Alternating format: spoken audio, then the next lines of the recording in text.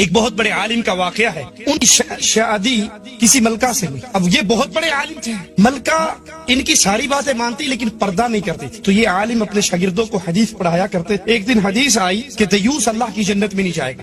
شاگردوں نے پوچھا شیخ یہ دیوس کا مطلب کیا ہے؟ یہ ملکہ اس مولوی صاحب کو لے کر عصر کے بعد سیر کرنے کے لیے باغات کے لیے بگھی گھوڑوں پر بگھی پر بیٹھ کر جایا کرتی تھی۔ کہنے لگا جب کل میری سواری جا رہی ہو اور میری بیگم میرے ساتھ ہو اور ہم سیر کے لیے نکل رہے ہو، تم اپنے ہاتھ میں کتاب لے کر راستے میں میری سواری کو روک کر پوچھنا شیخ یہ حدیث پڑھائی تھی کہ دیوس اللہ کی جنت میں نہیں جائے گا، تو دیوس کون ہوتا ہے یہ بتائیے۔ یہ مولوی صاحب ملکہ کے ساتھ نکلے سیر کے لیے، شاگردوں نے کتاب پکڑی سامنے آگے، شیخ آپ نے کل حدیث پڑھائی تھی دیوس اللہ کی جنت میں نہیں جائے گا، دیوس کون ہے؟ کہنے لگے میں دیوس۔ شیخ کہنے لگے میں دیوس ہوں۔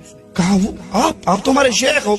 کہا اصل میں میری شادی ملکہ سے ہوئی ہے، میں اس کو بہت سمجھاتا ہوں، یہ پردہ نہیں کرتی، میں اس کو پردے پہ قائل کرتا ہوں، یہ پردہ نہیں کرتی، اور میں اس کی اس بے پردگی پر خاموش ہو چکا ہوں، سمجھا کے تھک گیا ہوں، میرا آرڈر نہیں چلتا۔ دیوس وہ ہے جو اپنے گھر والوں میں برائی دیکھے، بے حیائی دیکھے اور پھر اس سے نہ روکے، یہ بے غیرت دیوس ہے، اور دیوس اللہ کی جنت میں داخل نہیں ہو۔ ملکہ بڑی عقل مند تھی، اس نے وہیں سے کہا مولوی صاحب چلے واپس، یہ آج کی آخری سیر تھی بغیر پردے کی، کل نکلوں گی تو برقعے کے ساتھ نکلوں گی۔ آپ کے اور میرے گھروں میں